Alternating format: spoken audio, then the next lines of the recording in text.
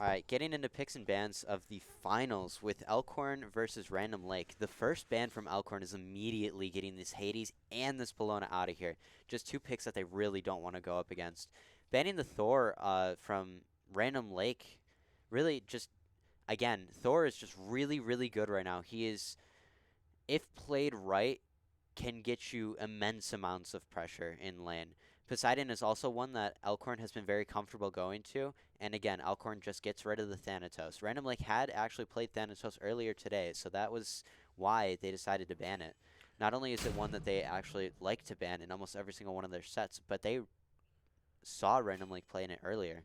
Brenham Lake also played Hades, which is a really oppressive solo laner, and as we mentioned in the last semis, Elkhorn really is scared of their early game, like being out pressured early game, but the later the game goes, the better. So banning out that Hades makes a lot of sense for Elkhorn.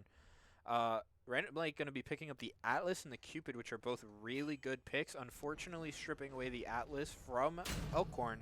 Elkhorn not opting for the Ymir, instead grabs the Athena. Quite interesting pick. I do know it is something that the Elkhorn support does play a little bit of, nowhere near as much as the Atlas or Ymir, however.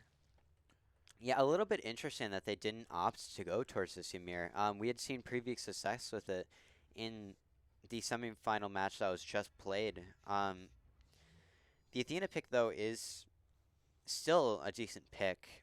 Some decent backline peel with the taunt off of the 2, as well as the ultimate giving mitigations to whoever they do choose to land on.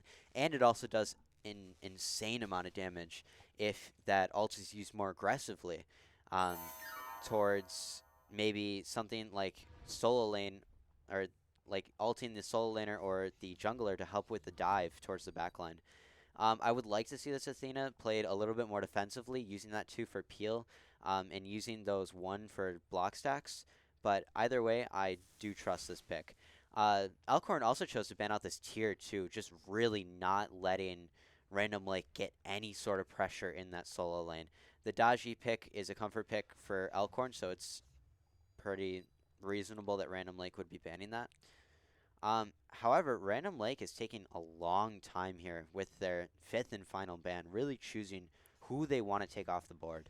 Just from what we could see in the first two Random Lake games in the first set of semis earlier, you could tell that their solo laner was actually probably pretty confident on the game.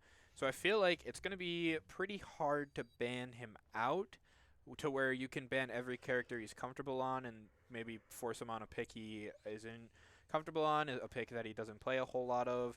I feel like that's going to be pretty hard. So just banning gods that you are scared of rather than trying to ban gods that they're comfortable on, such as tier, is probably the best idea. I'm not sure what Random Lake would be looking towards banning here. Obviously, jungles, they do end up banning Naja, which probably would have gone towards the jungle because we already have our support locked in.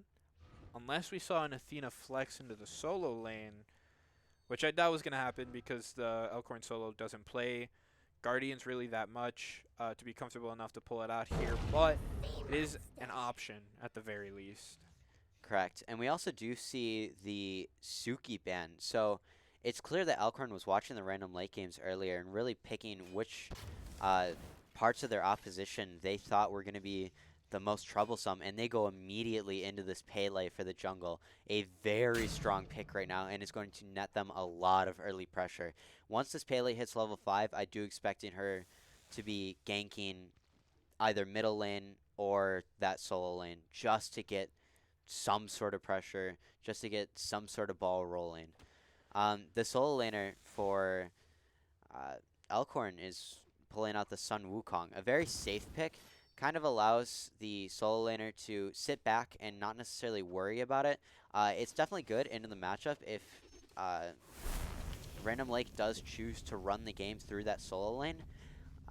As long as this Sun Wukong is played right, though, I do believe that it will stand up fairly well. Yeah, Random Lake holding their solo pick until the very last kind of gives the Random Lake time to focus. I'm assuming their solo is probably their best role. And this allows their solo laner to counter pick whatever the Elkhorn solo laner picks. So Elkhorn, just right before this game, they did rock paper scissors to see who would get first pick. Elkhorn did win and chose first pick. If I were them, I probably would have chosen second pick just so that you deny the solo laner that counter pick ability. Yeah, it is a little bit unfortunate that the Random Lake solo laner did end up aiming towards that Cucullin. Cucullin is a very, very aggressive solo laner, especially in this early to mid game. Late game, he does fall off a little bit, as once the ADC for Elkhorn does get that kin size, it is extremely detrimental towards this Cucullin survivability. Until then, though, this Cucullin should be able to run the map if he can get those early rotations in. Even with kin size, I'm scared of the Cucullin for Elkhorn. I feel like that Cucullin will wreak havoc on Elkhorn's backline with kin size or not. Yeah, it is a little bit of a difficult pick to match up against. It has been notoriously good. A little bit um, off meta so far throughout the entirety of Season 9, but if we go back even just to last year, this was first pick ban worthy at some points, multiple points throughout the year. Early Season 9, it was also looked at quite a bit. It is often paired against a King Arthur. Unfortunately, the King Arthur was not picked up by the Elkhorn squad because they didn't know exactly who they were going into. So this Cucullin, although worrying, I do think that the Sun Wukong actually has a decent matchup into it because the Cucullin thrives off of pressure, and Wukong is able to deal with pressure pretty fine. It's not necessarily a scary pick towards the solo laner of Elkhorn. I feel like unless you're just undoubtedly the better player, Wukong will almost never win lane. The reason Elkhorn most likely picked up this Wukong is because it's also really hard for Wukong to lose lane. So they're just playing towards stalling out the solo lane as much as possible until the ADC, the mid, can get online and hopefully deal with the Cucullin while he's diving on the back line. So Wukong just trying to live as much as possible.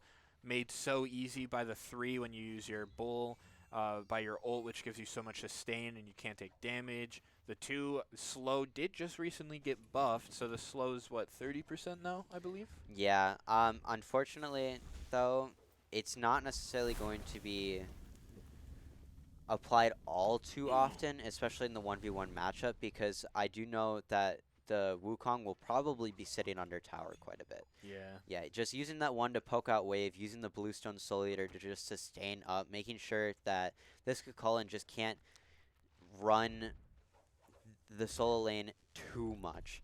What Wukong's going to be playing a lot for is more of a defensive style so that the Cucullin can't kill them as opposed to them getting neutral objectives. I doubt that Elkhorn would get a single totem this game. That is also kind of assuming that the Wukong does get Bluestone. I'm assuming they're probably just going to build Axe. And although maybe not as good as Bluestone, Axe isn't a bad option here, especially once you hit 20 and you get that Hero's Axe. Very good for Scylla, Cucullin, Cupid, Atlas, and Pele. All 5 of these gods that Elkhorn is into, Hero's Axe will benefit tremendously from. Yeah. Just seeing loading in here, we can see the comfort on the Athena. Just a really good pick for this specific support.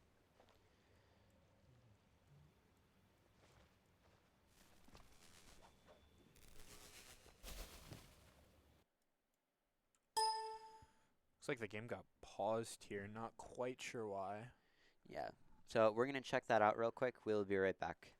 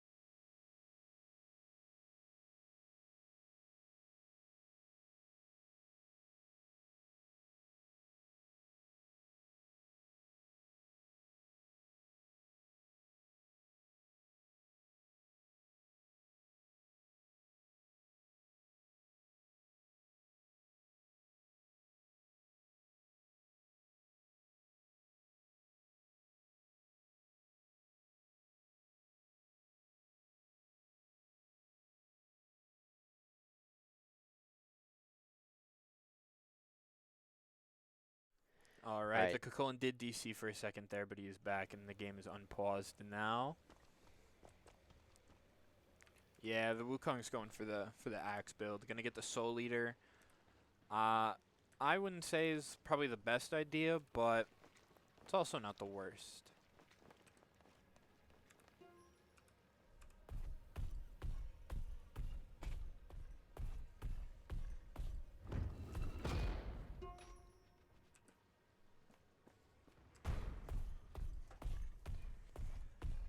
All right, let's take a look at the builds. It's probably the best set of builds I've seen all day today. Both teams have very viable builds.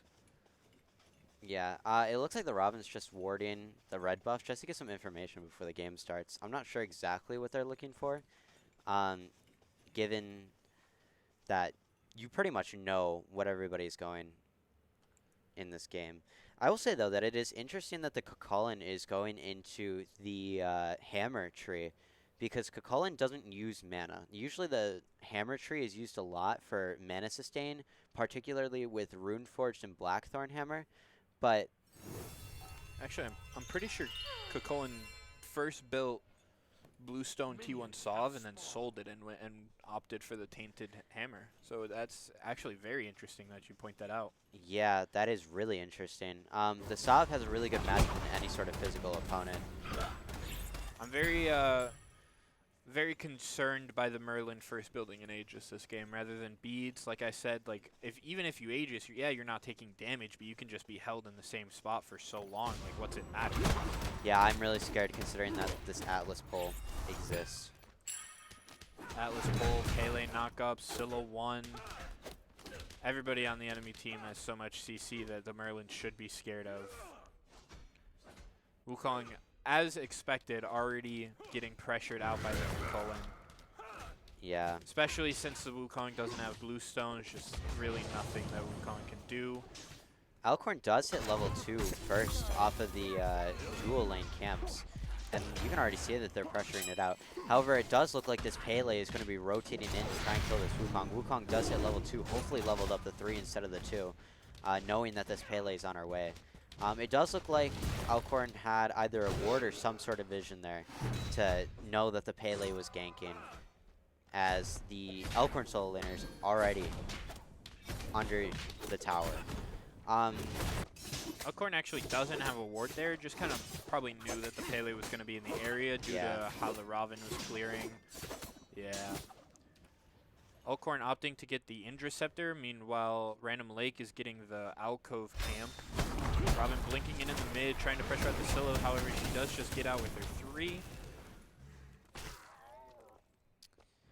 It looks like Alcorn does have a lot of pressure on this wave, actually. Okay, Cupid did level the dash, very important for him to have done that. Otherwise, that could have been a very sticky situation, maybe even...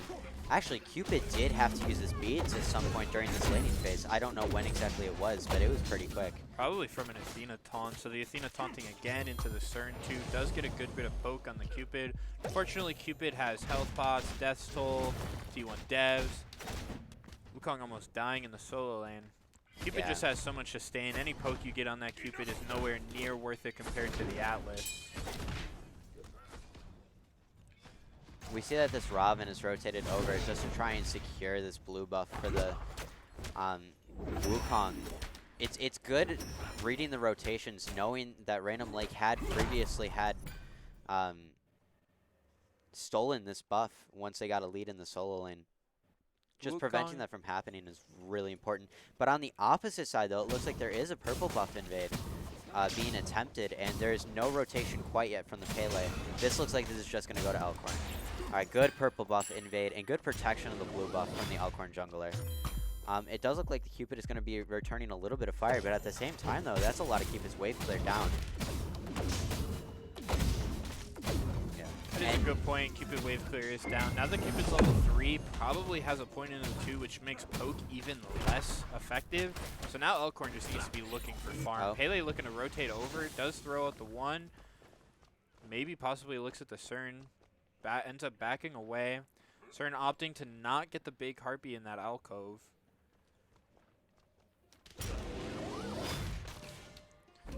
Atlas gonna frenzy himself and the Cupid, hopefully try and get back a little bit of the pressure that they've been losing so that they can instant clear wave. But So really, Athena they don't just get... kind of handling it just fine, doing what they do best, clearing wave. Now they're gonna go get their own purple. Just trying again further their lead by getting as much farm as possible. Much better farm management that we've seen from Elkhorn right now than what we've seen in the past. But at the same time, though, we can also see that Elkhorn is still losing in the gold department.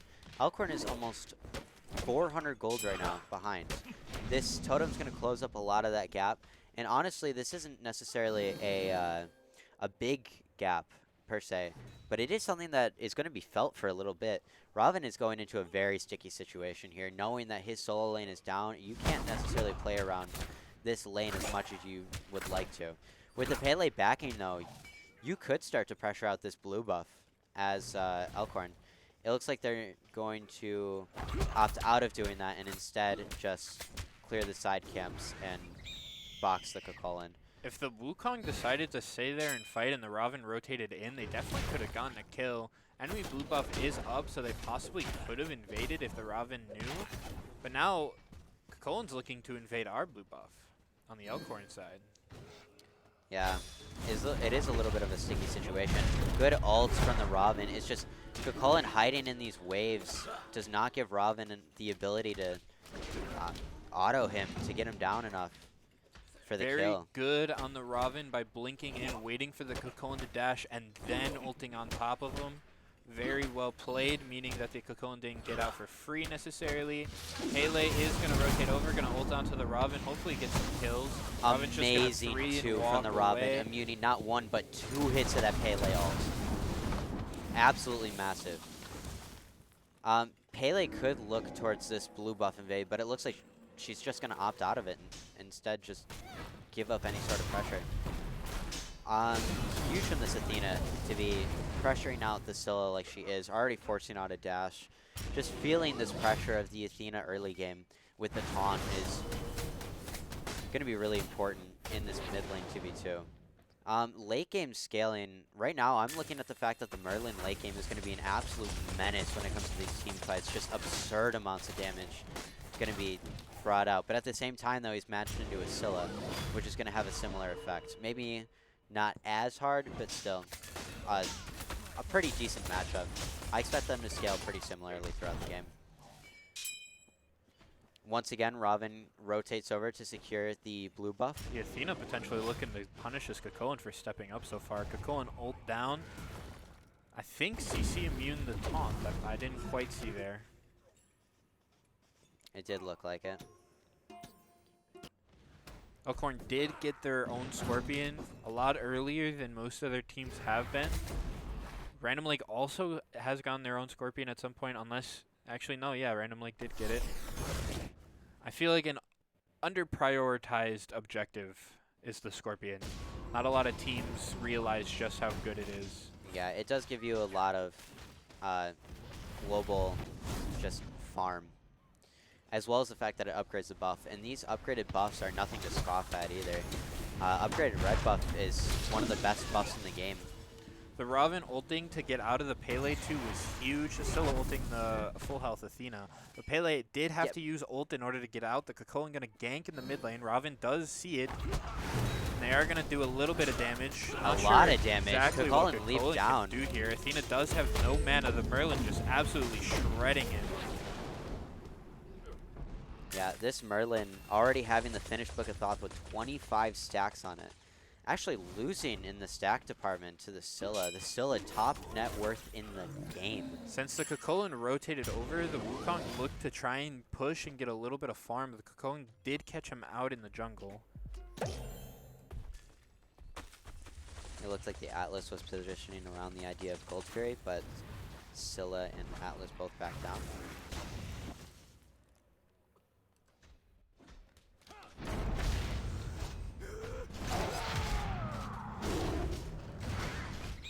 Very close fight there with the Kukulkan.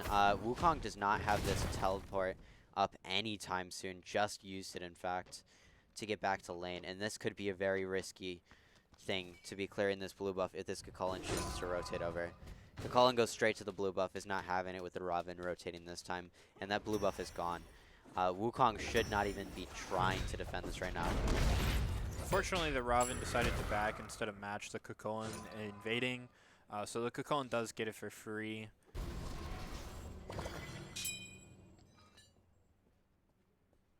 Just means starting next blue, you really need to have like 3 people on it, because you know that Kukulkan's going to try and invade. Wukong is getting a good lead, or Kukulkan is getting a good lead on the Wukong. And like we said, we just want Wukong to stall this out as long as possible. Yeah, all Wukong has to do is just make it to late game. Once you make it to late game, you can rely on this Merlin Athena combo to just roll in these team fights. Not to mention Cernunnos too. Cernunnos is one of the premier hunters right now. Is actually the premier hunter right now. Touted as the best hunter in the game. Absolutely amazing poke, amazing clear, just all around, just such a good hunter. We can actually see over here in the 1v1, again, Elkhorn's just being, actually Elkhorn in the ADC 1v1 is outfarming almost 300 gold ahead. You can see that the Cernunnos has taken second highest net worth in the game, only behind this Kukulkan. The Robin ulting jungle Pele fight. behind the T1. Pele has no mana, gets taunted into the Merlin. Huge first blood. Destroyed. That is going to help Elkhorn catch up a little bit in gold. Cern pushing the Cupid, despite the Cupid ult, doesn't care, just autos the Cupid to death. Amazing 2 picks from now Elkhorn is going to go and side pull lane. the Gold Fury, just going to help them catch back up in gold to make it about even. Actually, this will definitely push it in their favor. Yeah. Amazing, now that Elkhorn has pulled that. You can also see, too, that once this Wukong is getting a little bit later in the game, they're actually becoming a lot more self-sufficient, too. Having that tier 2 breastplate doesn't take as much damage from this Kukulkan and honestly has a chance defending this blue buff if they do want to risk it. Unfortunately, because Elkhorn did pull the Gold Fury, no one is here to stop the Kukulkan from invading blue. The ult was a little unnecessary. Might as well, especially if you're about to untransform and the ult is up. No point in not using it. Kukulkan doesn't have mana. Pele possibly looking to gank the Wukong, instead just going to get the totem. Yeah, we've seen multiple ganks from this Pele, and they just haven't ended well. None of them have gotten pretty much anything from this Wukong. They've burned ults once.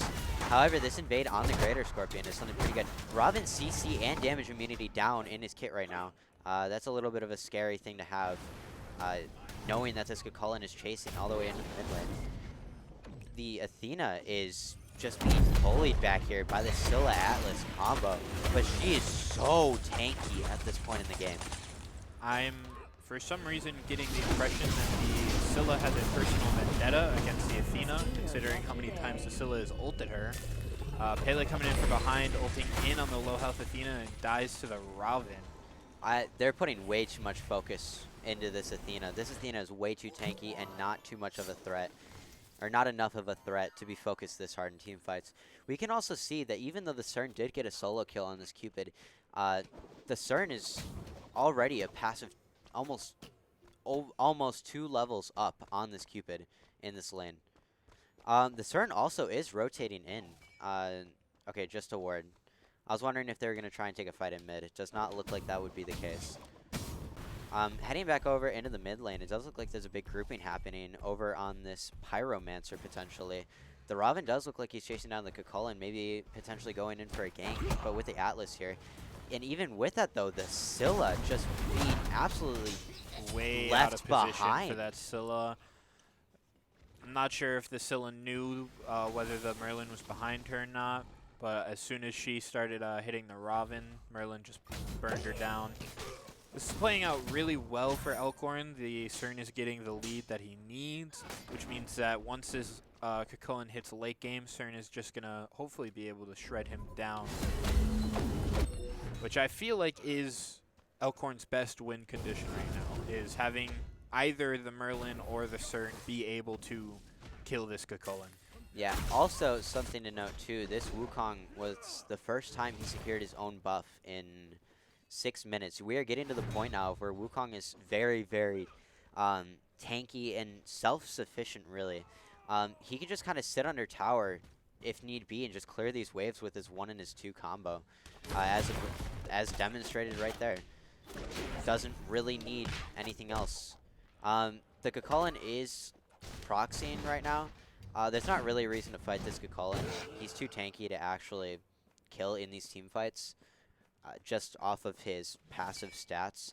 It's a little bit curious that he did go into the Rune Forge, though. Maybe this is specifically for the transformed stance of Kukulkan, but I don't see the point of first building the mana sustain when you could have gotten something like a Sovereignty and a Glad Shield. A little bit curious, but I will trust his opinion. I don't think the anti-heal from the base form 1 counts towards Rune Forge, so I do believe it is just transformed. It's also base form ult, transform ult, and the 1 and the 3 in the transform. Yeah. Just making it so once you are transformed, you're doing a lot more damage. 20% more.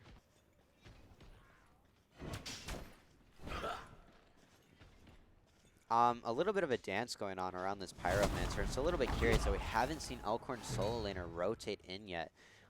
This dance now has become a 2v4 as both the mid and solo are missing from Elkhorn. It does look like that the Robin is going to ward quick. I was scared about him going in right there. That would have been a death sentence for sure. Maybe they're looking for a pick or something along those lines, but I don't see much of a point in dancing here when camps are about to come up on both sides of the jungle. Especially defending this blue buff, as we've learned, is very important against this Kukulkan. Kukulkan is rotating into the mid. Hopefully probably trying to hope for some pressure in the mid so that they can maybe steal Pyro, get the Gold Fury, something along those lines. Merlin is going to get bullied out. Aegis is going to stop the Kukulkan ult from killing him. Kukulkan taking a lot of damage to the tower. Merlin barely survives. The Atlas ult from downtown. Flickers Let's out. see if it kills. It misses. No. Damn, very good close. plays. Very lucky, honestly, from the Elkhorn mid. And on Kukulkan top of playing that, just too, a little too aggressive. Cernino's got a solo kill, another one on this Cupid, putting him officially 2 levels up. I would like to see him now start to push this laner, maybe even start for a Gold Fury, but at the same time, though, it's just Random Lake is pressuring out the support and jungle of Elkhorn, knowing that the solo laner isn't present or the mid lane. Very interesting, a Pele ult coming out for just the Athena taunt, meaning that Pele essentially can't gank until that ult is back up. Gank Yeah, but potential goes down so much. 3 relics down, though, on the side of Elkhorn. The Beads, Blink, and Shell were all used. I believe Shell was used a bit earlier. Still on a 80-second cooldown. Cernus and the Merlin now taking top 2 net worth, meaning that Elkhorn is finally getting to that late game stage that they know and love so much. Yeah, we do see the Pele here, again, trying to chase out this Wukong. This Wukong is just so safe, not letting them have their engagements. Kukulkan is rotated all the way over just to kind of push out these oracles, potentially setting up for an Oni Fury pull. Oni Fury would be a huge play this early in the game, especially considering that we're starting to get into the range of where Fire Giant could be called. But at the same time, though, Random Lake looks like they're just trying to kill this Fed carry. I believe the Kukulkan at this point has realized I'm not killing the Wukong, so I need to go and I need to kill someone else. So now just running at the Merlin as much as possible, looking towards the Cernunnos, who is going to be his biggest threat later. I wanna point out the Athena has been doing her job and doing it really well. The enemy mage having the lowest damage in the game just because she can't step up into the Athena. Enemy mage is the same level as Elkhorn support. Atlas ult gonna absolutely shred protection seal. Atlas is getting shredded by the Cernunnos in return. And that was a gold for support trade, but do remember that Random Lake did kill the mid laner of Elkhorn earlier in that fight. That was a big pull in their favor. Also a big shutdown, that Pele getting the last hit, and the Merlin was 3-0, meaning that the Pele just got a bit of extra gold. Not quite enough, but almost enough to catch up to the Robin. Elkhorn getting the Pyro in return. Hopefully, Kukulin showing some presence, might try and take it. Elkhorn pulling off, looks like. And they'll keep at it. Random Lake is now aware, and they are going to back off as other Random Lake members show face. Random Lake actually going to pick it up and finish it off for Elkhorn. Yeah, 0 contests from Elkhorn after the repull of the Pyromancer. It does look like this Merlin is going to be rotating in. Pele once again having to hold out. Merlin going to hopefully kill her soon anyways. Cullen is going to chase the 1 HP Merlin, get locked down by the Wukong slow, the Robin 3. Atlas showing face, going to try and pick up the Wukong. Wukong escapes with his bull form. Something you don't normally see often is a solo laner picking up a Heart Ward. Whereas this Kukulin has picked it up for that extra match protection from Merlin. Already going into that Stronghold glyph too to get those extra magical protections too. He's recognizing the fact that that Merlin on the other team is probably his biggest threat. Oni Wave's pushing up, as we had described earlier, just such a power play. This Cupid looks like they're going to just push out this T1 tower. It doesn't even need to show up.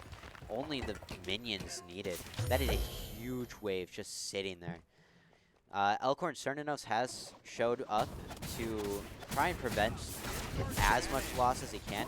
But at the same time, though, this Scylla is just positioning like she wants a pick. Begins to back up as Cernanos recognizes the fact that that Scylla is there. But at the same time, though, Elkhorn is pressuring out the T1 in mid. T1 for T1. Just going to match what they can. They are in the lead, so at this point, trying to not lose it is probably one of the best things they can do. Cernunos is already level 20, 21 minutes into the game. Now that he has Xe Keen size, meaning that this Kukulin and the Atlas should be cannon fodder at this point. Kukulin blinks in from behind, gets a triple knock-up with his ult. And now he has to back up. The Atlas ult going to shred some of the Athena protections. He's going to dash in aggressively. Does get a stun out on 2 of them. The Atlas ult hitting a few. Athena 3-person taunt into the Cernanos. Huge plays. Absolutely disgusting from Elkhorn. That taunt, unfortunately, the Athena does die, but after a play like that, you have to be going down with a smile on your face. The Cupid gonna ult, just try and scare him off a little bit. The Wukong tanking says, I don't care. Yeah. Are gonna back away from the Pele Cupid defending the T2. Not really a whole lot Elkhorn can get off of this. Both Pyro and Goldfear are down. Can't quite tank FG or shred it fast enough. So they are just gonna steal the enemy Scorpion. And just back. Yeah. If we look at the net worth on everybody in this game, you can see that the Cernanos has pulled 2,000 gold ahead of the Cupid. That is a huge gap, and I know that this Kukulin is going to feel it, especially after the completion of the Kins in the 4th slot for the Cernanos build, going into the T1 Silver Branch, which will be the last item. That Silver Branch Kins Xe combo is going to absolutely shred that Kukulin, and he's going to feel every ounce of that pressure. Yeah, you could already tell in that last fight when that Kukulin blinked in, knocked up, he was safe for a second because the Cern was knocked up. But once that Cern landed, I didn't even see him have a health bar. It was gone instantly. Yeah, huge pick. Also, the Temper already being purchased from the carry of Elkhorn. Again, another huge power spike. If you get full stacks, you're doing 35% more damage with your basic attacks. That number is huge when you're already hitting for like 300-400 per attack, 2.5 times per second. I feel like Temper is quite an interesting pickup for the Cern here because especially with the attack speed percent pen build and into a Kukulin, you just need to live because you're going to do the damage anyways with your Xe Kins. So Embrace probably would have been a bit better. Looks like the Alice is going to ult in on the Robin. The Athena and the Cupid in the backline getting absolutely duped. The Merlin gonna get chased down by the Kukulin. Does die. Athena gonna try and ult out onto the Cern, giving him a little bit of damage mitigation, but the Cern is going to fall.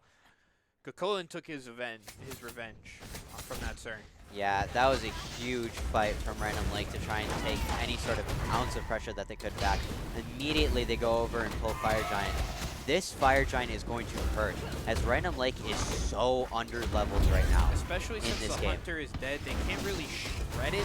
However, Elkhorn really can't show face and contest at all, so really the only thing that they're scared of is the Fire Giant itself. And now that Kukulin's here, there's nothing to worry about. Yeah, this Atlas having to use his shell, though, in order to get out, in order to live in this fight.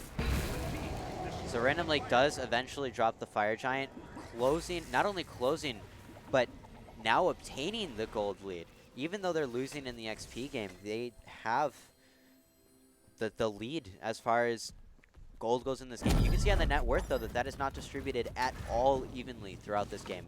That is very, very heavily put on the solo lane Kukulin. You can see this game has been going on for 24.5 minutes already. Both of Elkhorn's semifinal games were done in 23 minutes, meaning that this is already an interesting enough game. The goal difference going in favor of Random Lake, in favor of Elkhorn, in favor of Random Lake, in favor of Elkhorn, and back in favor of Random Lake again. It's been up, down, very interesting. Quite the entertaining game to watch.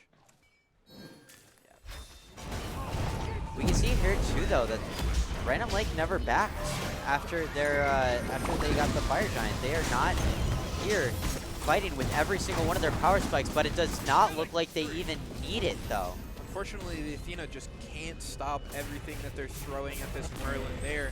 They are investing so much into him in order to stop him from doing anything.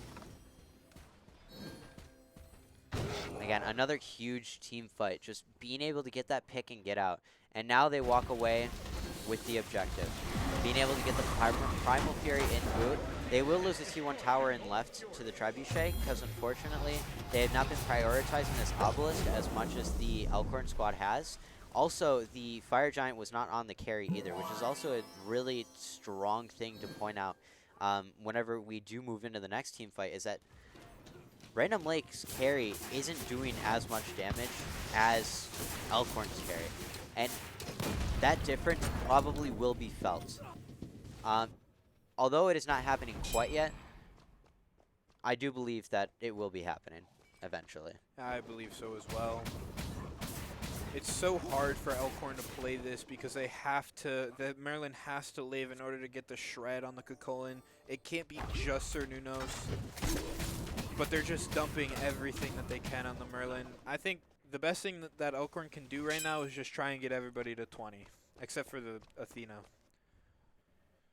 Yeah, so many of these players coming really close, hitting those 18, 19 level marks, just wanting to hit level 20 and get those starter upgrades. We do see that the Cullen has reached level 20, but has not prioritized upgrading that starter. If we do look at the golden hand, he does not have, oh, he did have enough, and he just backed to get it.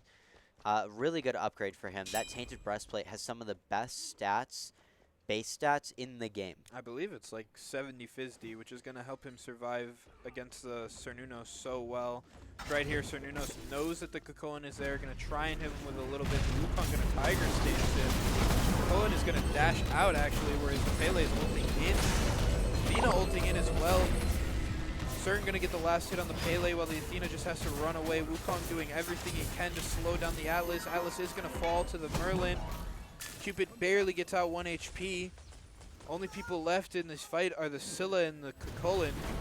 And this is entirely turnable. Kukulin ult down, very close to transforming with how much rage he has.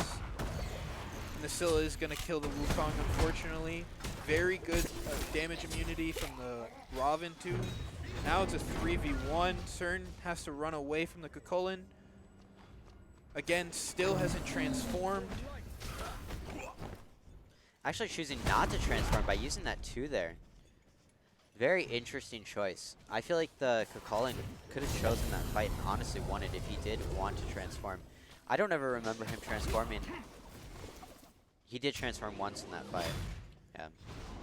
The Cupid dashed in, and there were 4 of Elkhorn in mid, and they chose not to capitalize and punish them for that. 2 wards going to the Kukulin with 1 sentry. That is so unlucky from Elkhorn. misproper communication on who should ward what and when. You really only need one, and now the Cocoon just got 100 gold for that 1 sentry ward. Yeah, almost making back his value, or almost making back how much gold he spent on it. It does look like Random Lake is just positioning around this FG.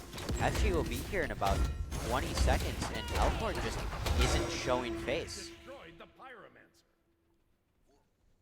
Yeah, they don't have any wards down on the FG pit, and they're not backing. I wonder what they're trying to do here. Elkhorn grouped in the opposite jungle. As soon as it spawns, Random Lake should be looking to pull it. Yeah, it looks like Wukong. Wukong did TP in to try and contest this. Athena ult is also up. If Athena chooses to ult in on this Wukong, she may. Athena with the Fight starting out. The Pele's going to beat and just run away. The Athena is going to onk the Cocoon and the Pele. Pele ulting back in. The Merlin going to do big damage.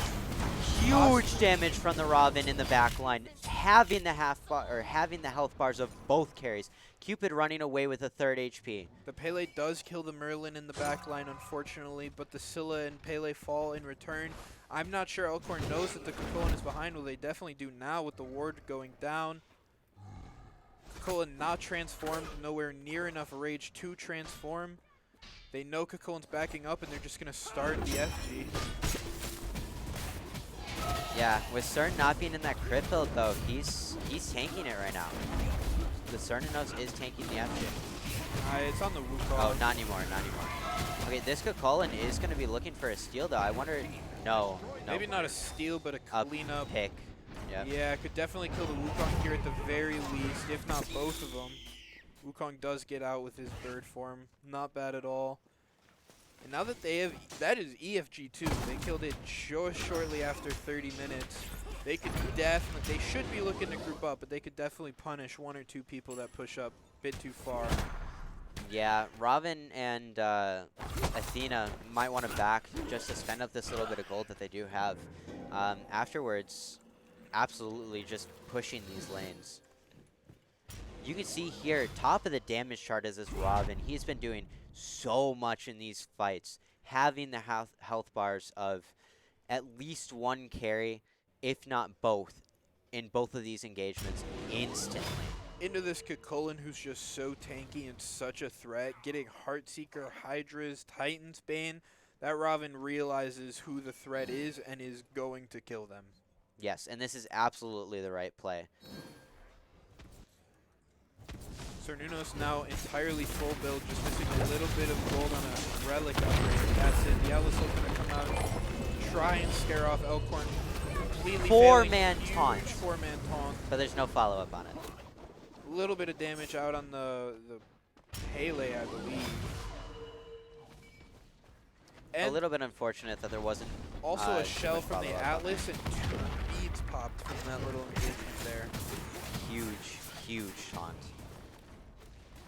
We can see that there are no beads available on the side of Random Lake. All of these relics are really close to coming off of cooldown. I wonder what Elkhorn is really positioning for in this with this EFG. Probably just another T2, maybe a Gold Fury if they have time, but it doesn't look like they're too pressed to go ahead and get any Phoenixes, despite having EFG in a lead.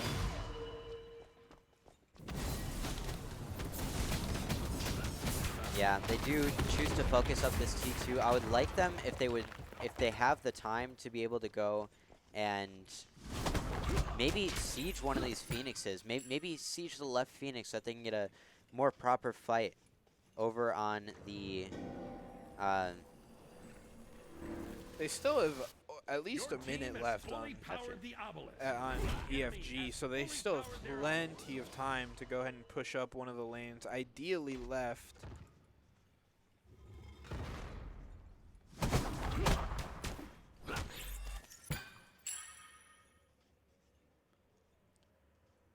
Just going to try and get as much farm as they can, despite being already pretty much full build.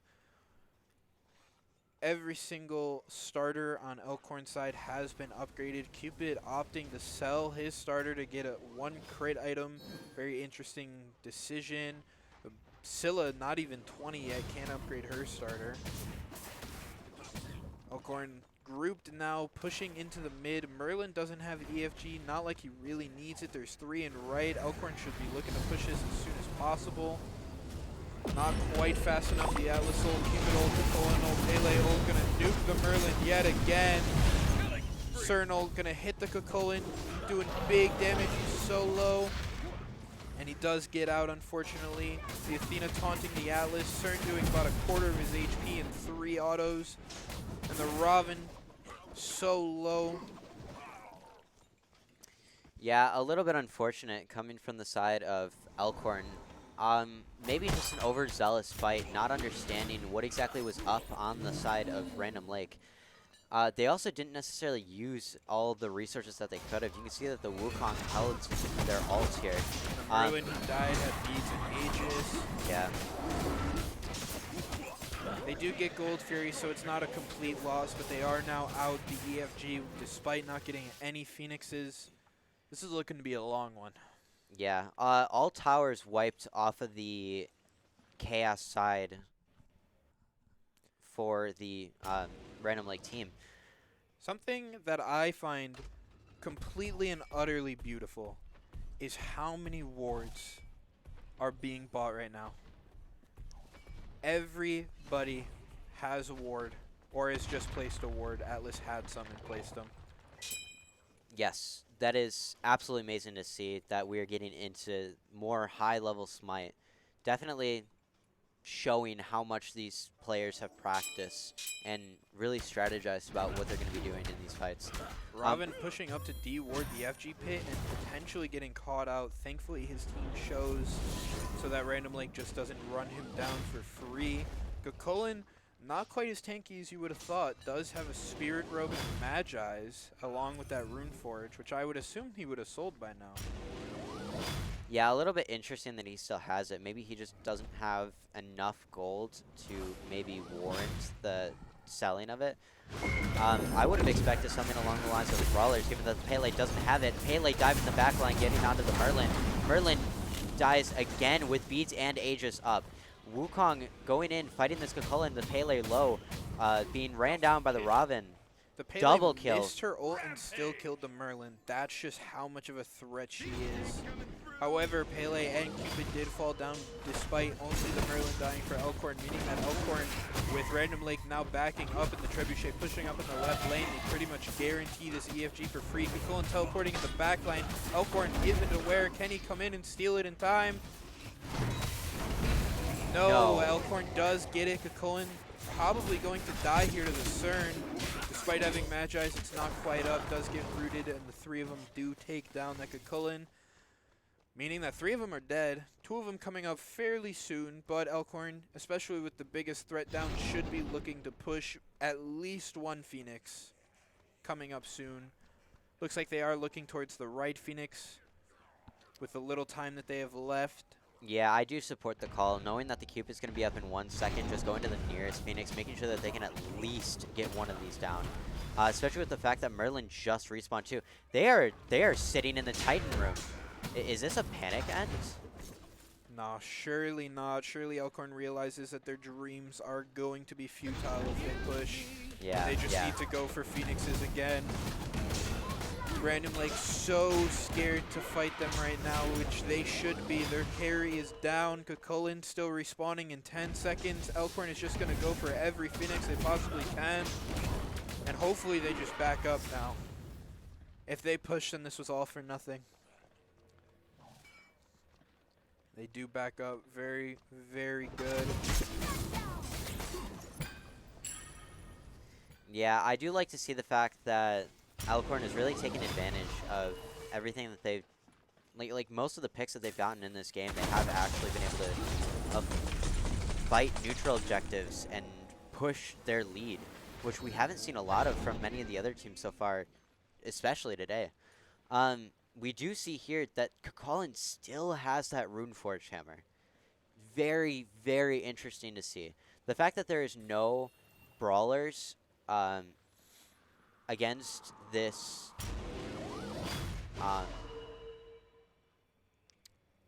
against both the Wukong and the Cernanos, given that the Cernanos has lifesteal because of his 1 ability, is And to is beyond Dev's me. gauntlet as well. He has so much sustain. It's hard to quite kill him unless you burst him, which means that the Pele needs to stop focusing the Merlin like she has been and start focusing the CERN, the 8-in-1 CERN. Once that CERN dies, I'm pretty sure Random Lake can and probably will win the fight. Are they looking for something cheeky here? They're looking to get behind the Elkhorn group. Merlin hears the Atlas, turns around. Amazing flicker. Pele just gets caught out in no man's land. Cupid ult Amazing is Cupid out, ult but to the get Rob, three but he different says, players. I don't care, kills him anyways. The Scylla has to ult out. Scylla not using it for damage. Wukong ult down as well. That's 2 dead for Random Lake. Elkhorn could definitely look to end here, especially with how low and all the fire minions coming in. Elkhorn is going to come and take the win. That was a game. That was a Yes. game. Elkhorn going 1-0 in the series so far against Random Lake. I'm curious to see this detail screen. That is so good for Elkhorn considering how well Random Lake played, meaning that they are now going into the second game with a bit of a buffer. Either they win and they take home the trophy, or they lose and they go to game 3. Means that Random Lake has a lot of pressure on them now because if they lose, they go home. Not only that, but Elkhorn has a lot of pressure relieved from them as well. If we hit this detail screen, yeah, the damage numbers do not lie. 40,000 damage dropped from this Robin as opposed to the 24,000 from the other side on the Pele. This damage difference was huge. Not only that, but the Robin was able to get into the back line and just harass this Scylla and Cupid in every single team fight. I don't know if there just wasn't enough peel from the Atlas or what exactly was the situation there, but they were being tormented by the jungler of Elkhorn. All right, and with that, we will see you guys in game 2 of Wisconsin State Finals.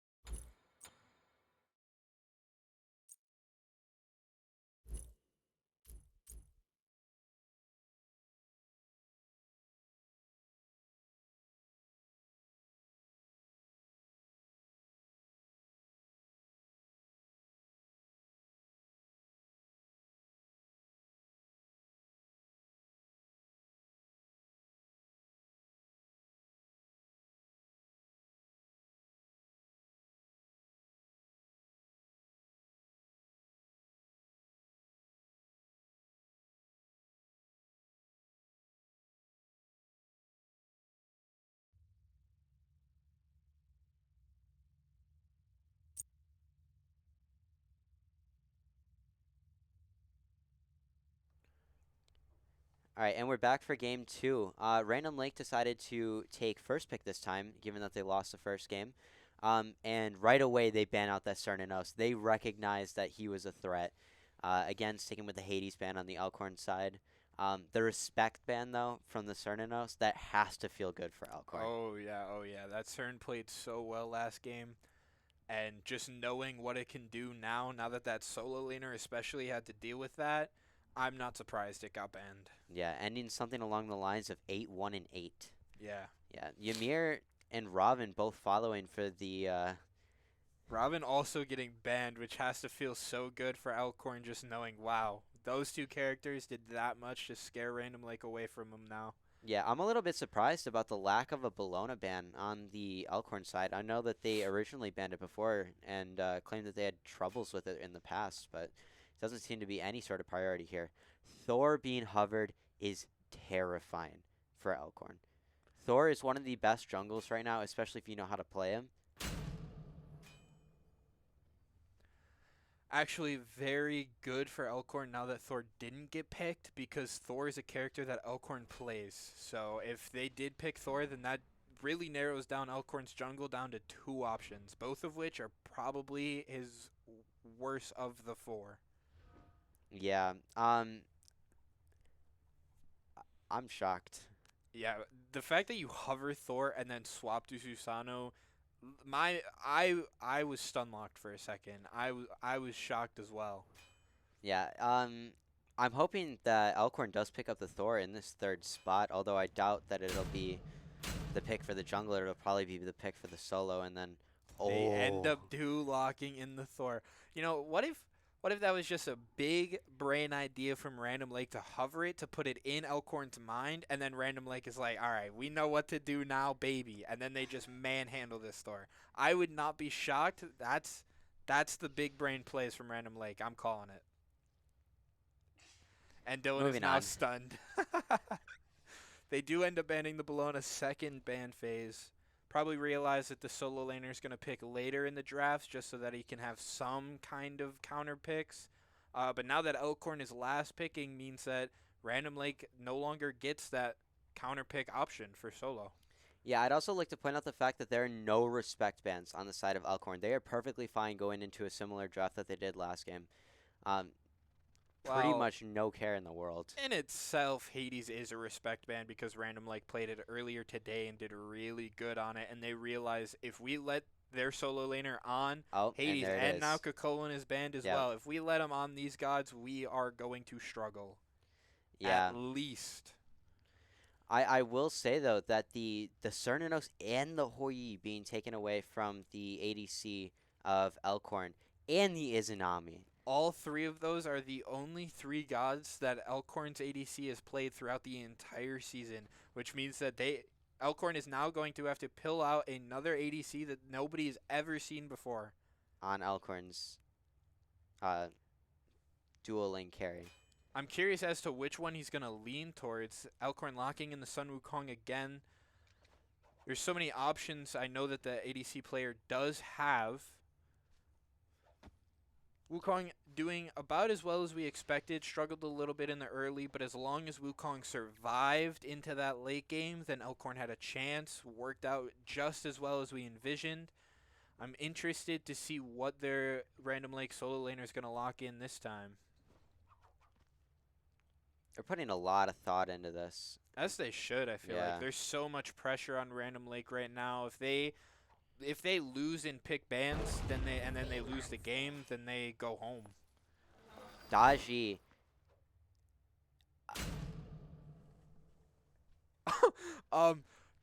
Means that we might potentially possibly be seeing a Susano in the solo lane and Daji jungle, which would have went through all of our radars. We would have never guessed. The hover into the lock, and then it is Cupid ADC, meaning it is more than likely a Susano solo, and we would have had no idea. That is wow. And Charybdis is an option that the Elkhorn ADC is fairly comfortable on, just trying his best to hold out and not pick it for as long as possible, wanting to keep it as secret.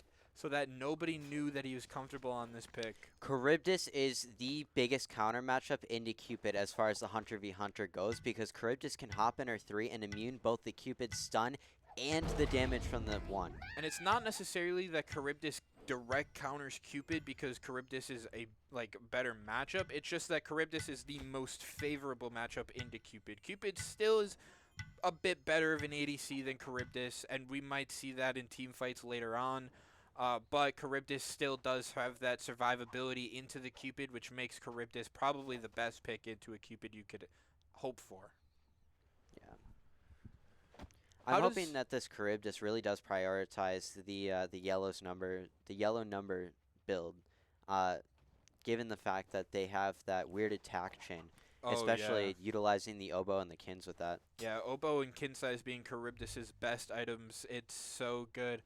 I'm curious, because I'm not a solo laner. I play any other role at a competent level. Solo lane, you could train a dog to be better than me.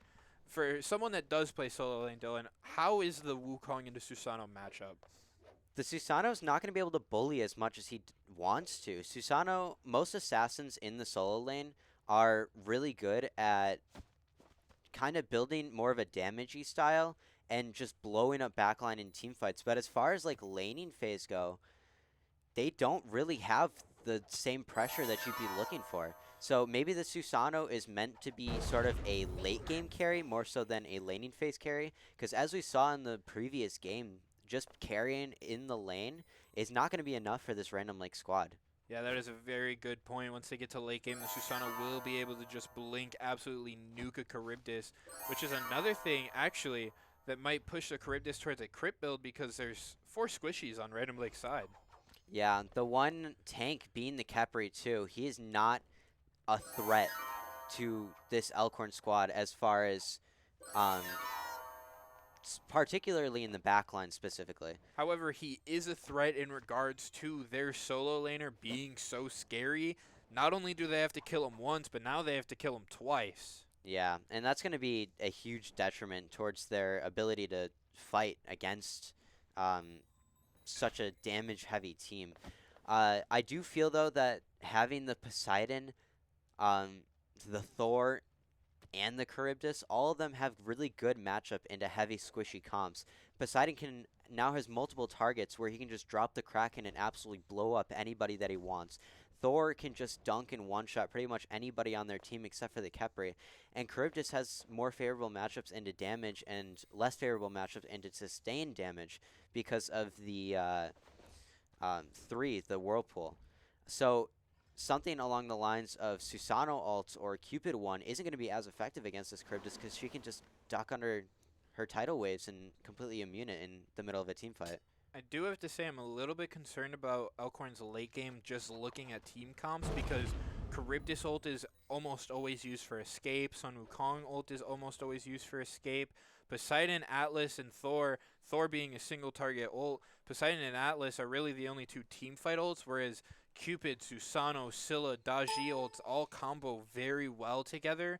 The more team fights they take, I'm assuming we'll see some pretty scary combos. I will say, though, that this is the first time that the Elkhorn support has been able to actually get their most comfortable god. Has 2 stars on this Atlas. Has put a lot of time into it.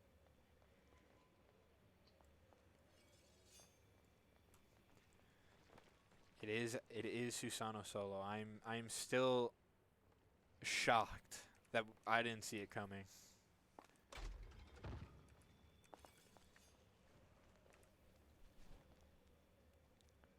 Charybdis is recognizing that there will be 4 squishies on the enemy team and is already building into that Gilded Arrow, which means that she is probably going to be getting crit. Actually sells the build. Hold on, might be changing her mind. Oh, unfortunate. I do believe the Gilded Arrow would have been better here. Yeah, I agree, but at the same time, though, it is Charybdis. He's playing more so into the strengths of the god as opposed to the strengths into the other team. Charybdis building crit isn't that bad, though. Correct. It's not going to be bad in any sort of situation because her ability to crit on her triple auto is multiplied by 3. Yeah. I guess either way, either build would be fine since items like Oboe, Xe, Kitten Size being so good on Charybdis, whereas Crit in general is just really good, especially into a 4 squishy comp.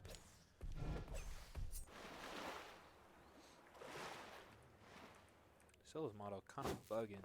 A little bit.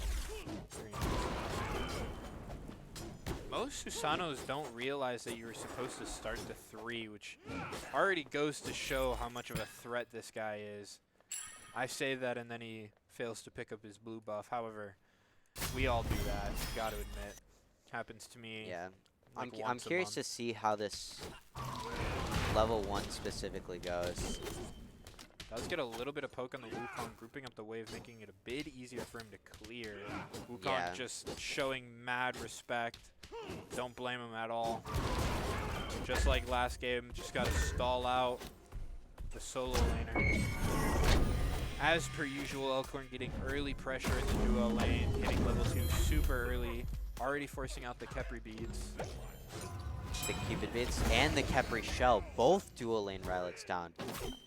The Thor's getting pressured out here by the Susano as the Susano's already level 2. Wukong did level the dash first. However, Random Lake does win over the Totem this time at level 2, which is going to give them not only a little bit of a gold lead, but also just that sustain from the mana. Having that MP5 is really, really important in the early game, and you can feel it, especially in your mid laners and support. Scylla is also decently heavy on the mana consumption too, because her clear takes 2 crushes at level 2. You can already see the bar drop in on that mid laner, and she has the totem buff. Crazy, honestly. Once again, seeing some pretty normal builds from all players in this game. Oh, I didn't quite notice when, but the Susano did blink at some point. Yeah, that Susano already losing the blink is not necessarily the biggest issue ever. You're not going to really be in a team fight where you're going to need to use that blink this early on, but it's still always a good resource to have. Just as long as he's using it in some sort of way to get pressure, it's of good use to him. Again, with the same start on this Wukong, getting the Warrior's Axe as opposed to the Bluestone, I honestly agree with it into the Susano matchup. Squishies do not enjoy getting hit by all this true damage because they are not the ones who are able to tank it and have the health to be able to survive through it. We're going to blink on the Susano, however, Susano has so much movement and escape, he's just going to walk out. Daji going to instead go in and take so much damage, almost dying. Daji beats, gets out at 1 HP. Susano looking to punish the Thor. Barely dies to the Storm, and that is first blood for the Susano. Meaning that Wukong's job just got a lot harder. If Wukong is supposed to stall and not die until late game, Susano getting first blood, setting him ahead build-wise, is going to make that job a lot harder. Almost 500 gold, and the Susano also didn't opt for the TP late too, or the TP early. Meaning that in these late game fights, he's not going to have the TP sort of as a second relic that's just a spot being filled. One disadvantage towards having the TP in the solo lane is that you don't have the ability to you're missing out on something else late game. Whether that be your blink, your shell, your beads, even an Aegis on something squishier. This Susano realized that he is farming just fine. He will not need the TP, even if the Wukong decides to go with it. Susano blink is up, did ult and blink on the Wukong. Unfortunately, the ult went the complete opposite direction because the Wukong, Susano was facing the other way. Susano did dash under tower, take a tower shot. The Wukong now is back. Wukong does have TP up, meaning that even if the Susano full clears the wave, Wukong isn't really missing out on much, and that is Susano ult and blink down, meaning he is very gankable.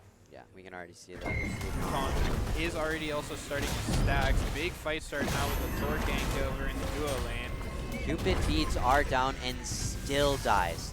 Huge pick. Thor goes up in the air, not necessary. Definitely recognizes that the Daji is there and lands on her. Unfortunately, doesn't have enough mana to do anything afterwards. Yeah, definitely go to the Daji to make sure that she does get out of there alive. A little bit late on the rotation, and Elkhorn's going to punish because of this, getting the Interceptor and Oracles to boot. I will say that even with the pressure that is happening in this solo lane, the Susano isn't necessarily curious decision to not clear that wave. That is a big wave that Susano just missed out on. With how much movement the Susano has and not really knowing where the Wukong is, I don't think it's that big of a deal because the Susano is just going to get back in time to get the archers at least. Well, maybe not if he wraps around this way. Well, his wave did stop the archers from going under tower, so that means that he is fine to get that whole big wave. Good on the Wukong for waiting until the Susano teleported to his 3 before activating his own 3. Whereas if the Wukong turned into the bird, ran away while the Susano 3 was still on him, Susano would have just followed that whole way. Elkhorn getting their Scorpion nice and early again, hopefully trying to get this lead that they love so much.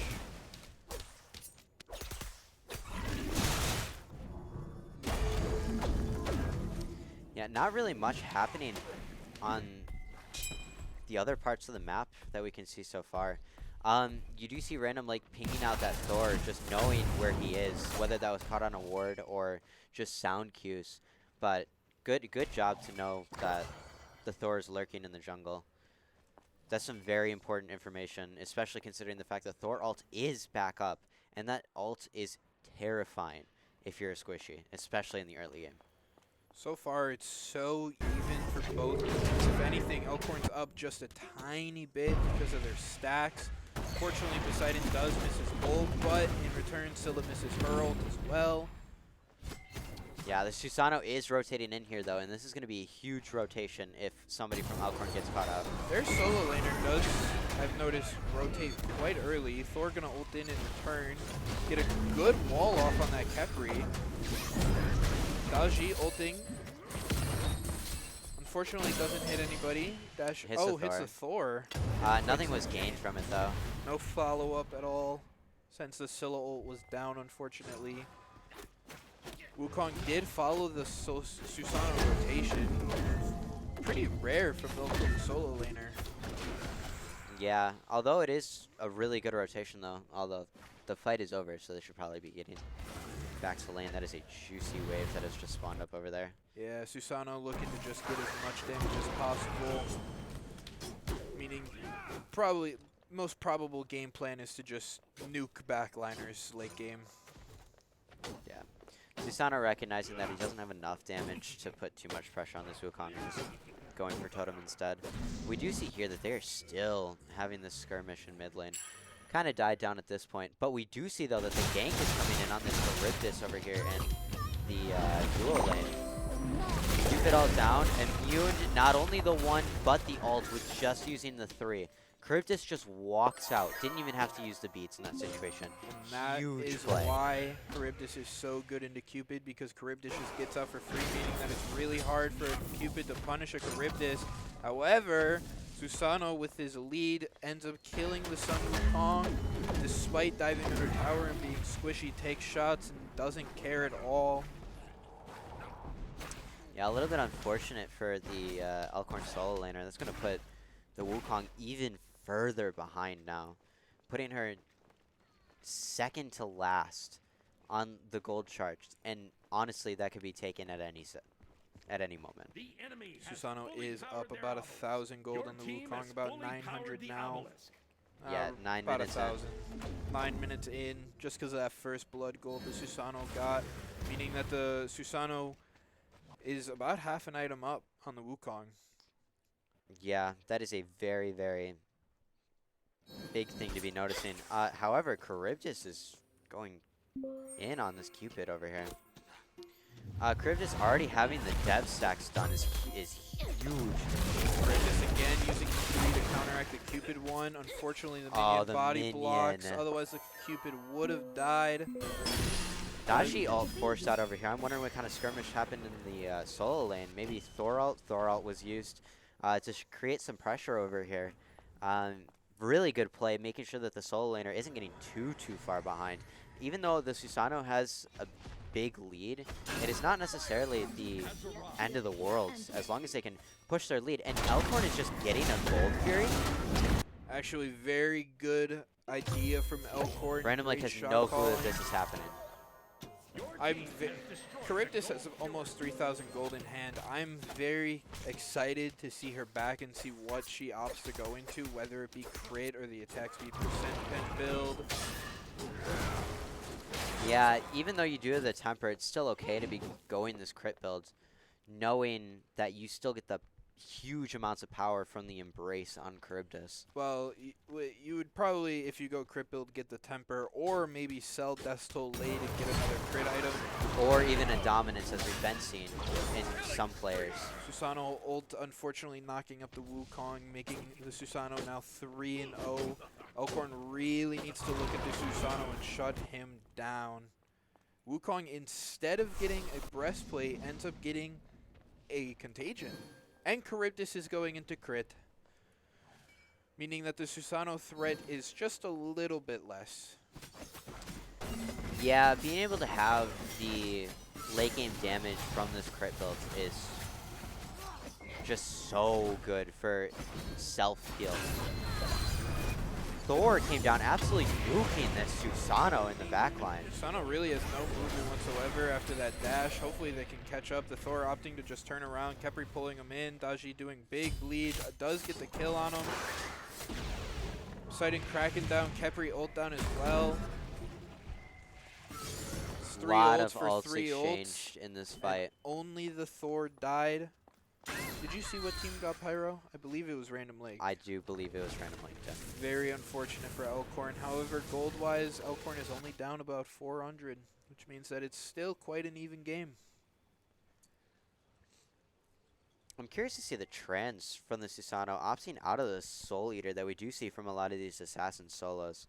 He is going purely for just an explosive late game build. Luckily for the Wukong that Susano ult didn't hit, they got a lot closer than they probably would have liked.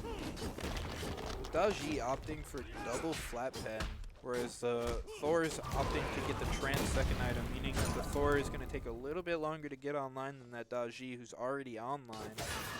But when it does happen though, that Thor is going to be a little bit stronger than the Daji build-wise, not necessarily play-wise. Both of them do scale really, really hard though. Definitely a menace that Thor will be late game, meaning that the Thor could probably, instead of looking towards like the Cupid or the Scylla, look towards the Susano. Yeah. Making sure that you get proper target focus here, because you can see that the Random Lake only has a 500 gold lead with their 4-to-1 kill advantage. But if we look at the net worth charts, all of that gold is sitting on one player. And it is the Susano. 1,500 gold up in lane. One thing I think should be pointed out, the Merlin was getting bullied, absolutely harassed last game. And so instead of picking a safer god, actually picks a less safe god by picking Poseidon, who has no movement abilities. Meaning that it's just even easier for everybody on Random Lake to dive onto that Poseidon and nuke him. Atlas throwing the Scylla out of the Poseidon Kraken. Thor gonna ult in on the Scylla after. Kepri ult is gonna save her. She's still very low, does end up dying to the Poseidon. Daji gonna kill the Thor, almost gets the 2 off for the stun. Atlas gonna pick her up, does force out the beats. Susano's gonna kill the Poseidon here in no time. Yeah, unfortunately the Susano just makes a really good rotation over, and the Wukong just doesn't have the same amount of strength that's coming into these team fights from the Susano. The Susano is just so strong at this point in the game, already having the trans finish, and if we look on the other side, you can see that the Thor has 9 stacks. And even though they're not direct lane matchups, just seeing that differential says a lot about the game state. Yeah, that Thor is so far behind, and he still isn't going to be online for quite a while, because in order to get online, he needs to finish these trans stacks. But with how much he's fighting, I don't think it's ever going to happen. I truly believe Random Lake will win before that Thor finishes his trans stacks at this rate. Something's got to happen. They really have to look towards the Susano and the Daji, realize they are a threat and they need to go down. I wouldn't blame Elkhorn if they 5-man rotated into the solo lane coming up. Yeah, just needing to shut down any sort of momentum that these two players are getting. Knowing that the Gold Fury is coming up, I would position around that. Just try and, if you're not going to fight into the Susano, fight where he isn't. And that Susano is not going to be anywhere near Gold Fury. And if he does show up to Gold Fury, well, that's going to allow the Wukong to catch up at least a little bit in the XP department, possibly the gold too.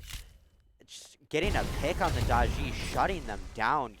Huge play coming out of the Poseidon from Alcorn. And the Khepri ult is down. Going back into what Dylan just said about fight where he isn't, that is a common tactic used in not just Smite but any game. There have been games in Valor and CSGO where there's one hard carry, and as soon as you see that hard carry on the map, you go the complete opposite direction. That's do exactly what they're whatever looking you for. can, and that's what Elkhorn needs to do with this Gold Fury while they can. Maybe possibly look towards a Pyro, although it's a little risky because the Susano is in that area. Yeah, you can see Susano's going to be rotating over. He will be caught by the minions in mid lane, and this Poseidon is probably going to be a lot more careful when joining back into this lane. Yeah, hugging the back wall, just knowing who the threat is on this map. Due to how much the Susano is already rotating, I feel like Elkhorn needs not only deep wards, but backwards as well. They need vision on every side of this right jungle. Cupid already rotating.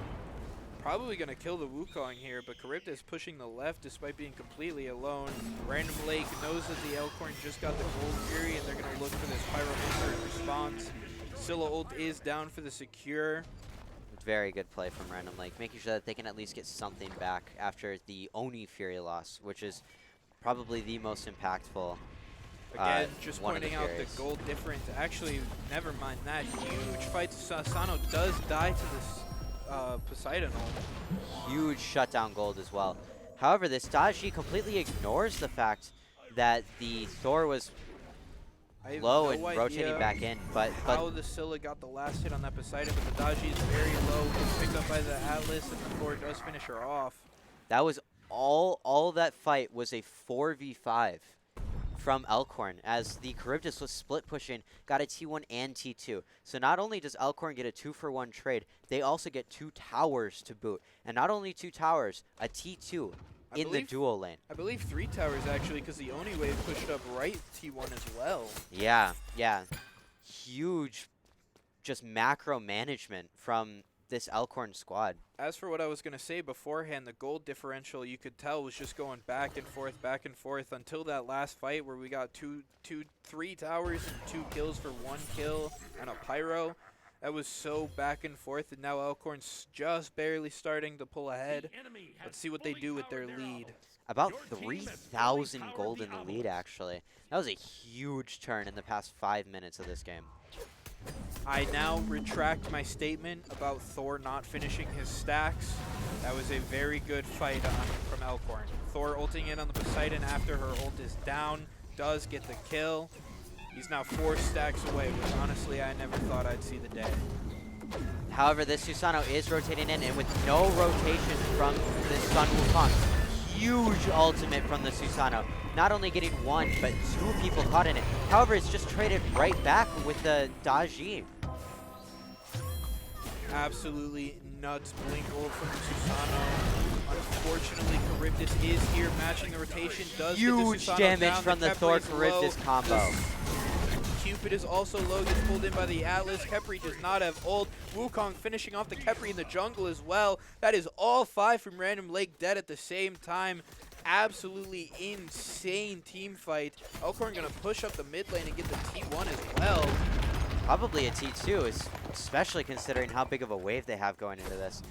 Charybdis doesn't necessarily have the tank shred build that you want for like breaking down these towers. But even still, this is dropping. Charybdis auto chain where it's 1 auto, 3 autos just makes her so good for any objective shred. Plus the minions pushed under tower, meaning that Charybdis autos were doing double damage. Yeah, not having backdoor T2 protections. Was gonna live.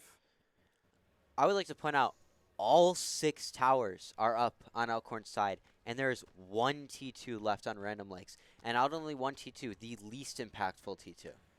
Yo, I gotta say, if this was a ranked game and I was this solo laner, I would be quite furious because if you look at the levels, I would be up 3 levels on my opponent doing so much work, whereas the rest of my team is just down undoubtedly. There's not 8,500 XP difference in the way of Elkhorn, and none of that is from the Susano-Wukong matchup. Yeah, actually, most of that's probably going to be sitting in the ADC and the mid lane, respectively. Mid and jungle are actually about even, both 17 to 14, whereas ADC is 19 to 16. Thor ulting in on the Daji. Daji gets absolutely obliterated before she could even think of popping her beats that are off cooldown. Susano coming in behind. This could be a very sketchy rotation. His blink is up in 8 seconds. His ult is up. He could just be waiting for the right moment to strike, just like last fight that they lost, unfortunately. They are aware of the Susano positioning. Susano just running away. Khepri getting into a quite precarious position. This Wukong is so scared of the Susano. Wukong is not building a single bit of match defense yet. I can't argue with that. Honestly, I agree. I would probably be doing the same thing. Actually, if I was the support, I would have more FizzD. Screw Manicore spikes at that point. You need to live. Granted, he hasn't died yet, but you need to live. Yeah. I wouldn't blame any of the damage dealers for getting a little bit of defense, whether Thor maybe gets a Magi's, Charybdis maybe getting a Magi's, just a little bit to help you survive with how damagey the enemy team is. That's actually a really, really good comp. Something that we have seen in the past, particularly from the mid lanes, is picking up something in the Emp tree. Thor going up in the air, spots the Susano on the left. Daji ult. I didn't even see where the Thor went. Susano did just run away. Daji gets absolutely nuked after landing back out of her Paolau. Charybdis gonna chase the Khepri in his her three. That just means Susano, Cupid, and Scylla are up to defend this FG. However, all 3 are backing up. Not only that, look at the left side Phoenix for Random Lake. They have to defend that or else they're just going to lose one of their Phoenixes. Waves got pushed up so far by Elkhorn and they're just going to get the FG. Elkhorn is now 9,000 gold up right now. I'm amazed. This has been, it was such a back and forth game, and then Elkhorn with one team fight stole the entire show. I feel as if Elkhorn is kind of unstoppable right now. If Elkhorn does get stopped, I would be excited to see what does it. We are almost to the point in this game where if Elkhorn loses this, it was a throw. Agreed completely. Susano still good in the late game, however, hasn't gotten a level in quite a bit. Yeah, it's been almost... Not really getting to that It's been late over game 2 that minutes. you need the Susano Yeah. to be at. Khepri not even 15, can't upgrade into the Compassion. Yeah, if we look on the net worth charts, Wukong's almost catching up just from the amount of farm that Elkhorn is just not letting Random Lake get. They're stealing everything from these players. Look at this, positioning around Primal Fury. Just get it. Random Lake can't do anything. They're scared to step up and clear their green buff. Their green buff at their spawn. Yeah, this is... Look at the Cupid. The Cupid wants it so bad, but is like, oh, I'm gonna die. And he knows. That's like a Spidey sense right there. Daji, level 14. Can't really do anything to defend. Pretty much just an ult bot at this point. If I would like push to say, into the Phoenix, yeah. you have to ult to stop them. Thor already level 20, upgraded the relic or the starter. Cupid ult was not deep enough. It did not get any of the backline clears. It's stopped none of this push. I want to know where this door is going to land.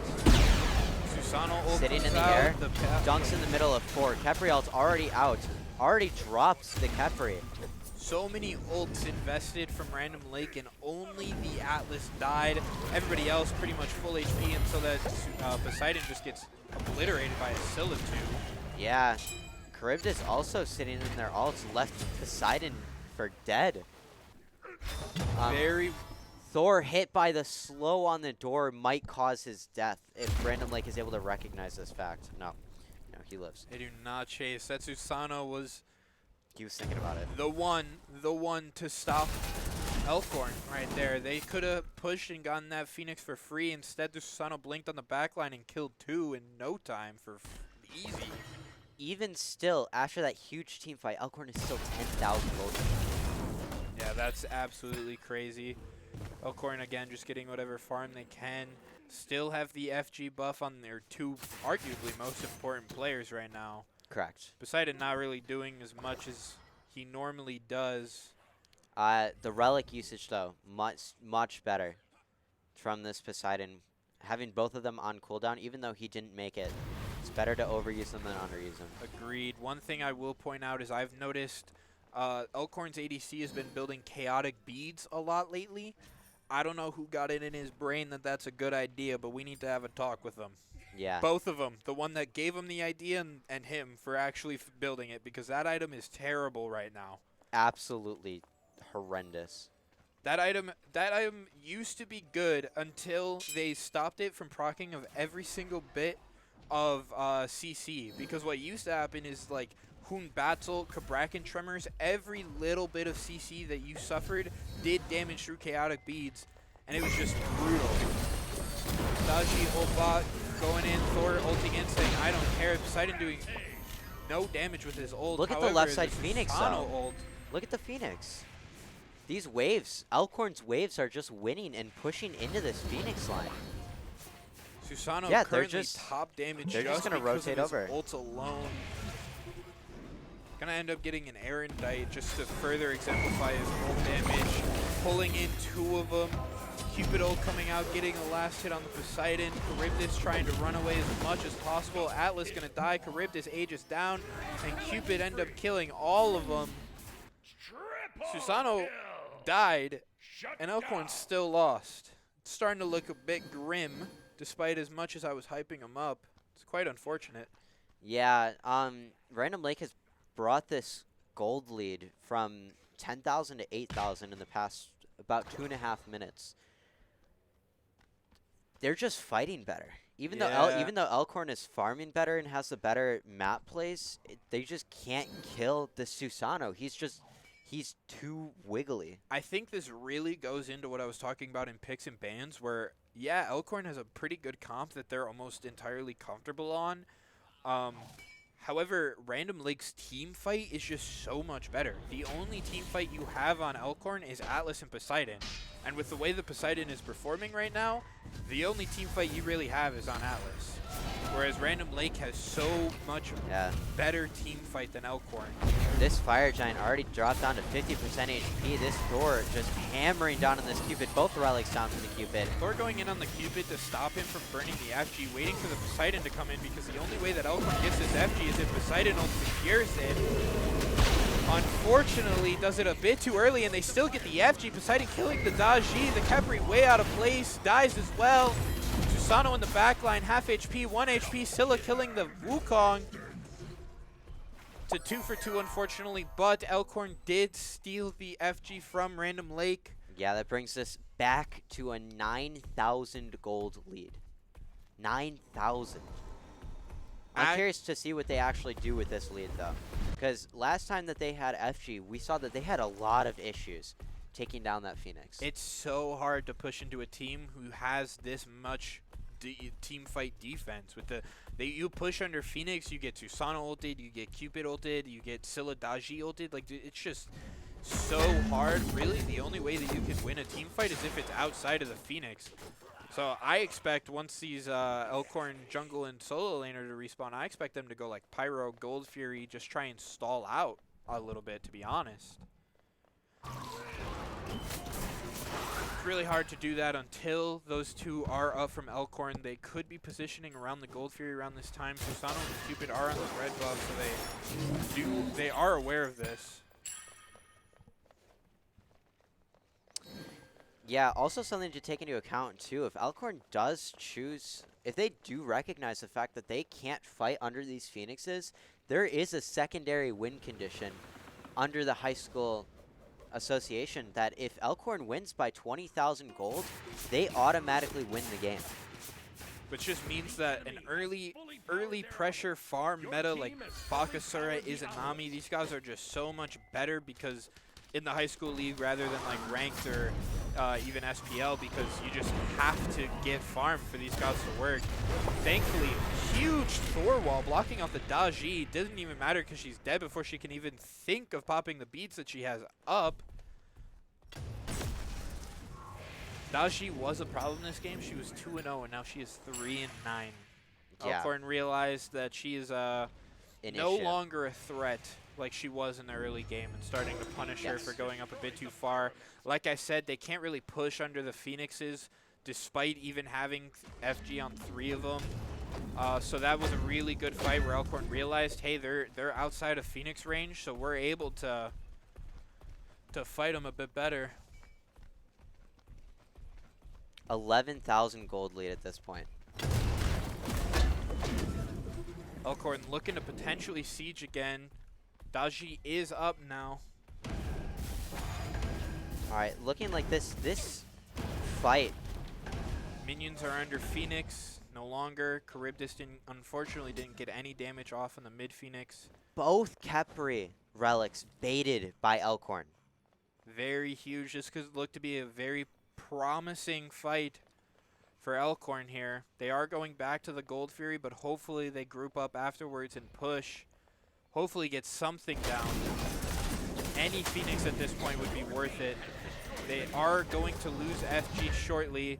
Next Fire Giant that spawns is EFG, making it even more important than the last. Atlas almost full build, whereas the Khepri still has 2 open slots. Yeah, that is huge differential. You're starting to notice that Elkhorn really is up almost 13,000 gold.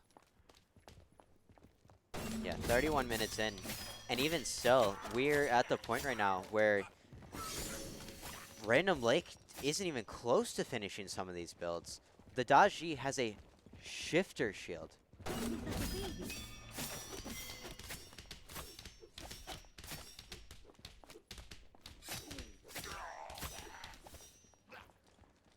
A little bit of a curious pickup here, knowing that she's getting blown up in these fights, though. I can absolutely understand it. I would have rather there have been like a Magi's or a Spirit Robe or something more along those lines, more so than the Shifter Shield. But at the same time, I can respect it. Elkhorn did push up their Trebuchet in mid, and again, you have to realize this team is such a threat under the Phoenix. If you can catch them out in a position like this, you can end the game, especially with how much you have going towards their spawn right now. Khepri getting caught out. Khepri already losing a quarter of his HP. Thor up in the air. Has no relics. Daji ult is down. Atlas 3 ult with people. The Thor ult slam, dunking 3 of them. Daji Aegis is down. No relics. Thor, on the Daji. another The Cupid two-person dead as wall. well. Scylla relics down as well. Scylla as the ult away. Elkhorn doesn't care. It's only Scylla that can defend. They're just gonna push, and hopefully they end here. Yeah, If they want to play it 50 safe, seconds. they could maybe go mid because they have so much time, get both those Phoenixes, but it looks like They they do might not just care. run They at are the Titan. going for it. Scylla cannot defend this at all. 50 seconds right now on respawn timers for every single person of Random Lake, and this Titan is burning. Already at half HP, still have Atlas, so despite much being so health. tanky, so healthy, backs And up that's for no the reason game. whatsoever, and Elkhorn does end up winning 2-0. Elkhorn is our Wisconsin State champions for the SMITE fall season. Going undefeated the entire season. Actually, so true. I totally forgot that they were undefeated this entire time. I totally forgot. That is so impressive, especially when you think about the fact that some of the players on Elkhorn, granted, were from last year, but the new ones started playing right before the season started. Specifically, the solo laner, who this game ended up going 3-4 despite only playing for less than 4 months. Amazing game from Elkhorn. Look at the player damage. So beautiful. I am ecstatic. Susano did have top damage in the game, but 3 of Elkhorn's over 20,000, whereas only Susano was over 20,000. That was just beautifully orchestrated from Elkhorn, that entire game. Not getting too far behind, not being too scared of the solo laner, having that one good team fight again, and then just rolling it from there. Very well played. GG's. Yes.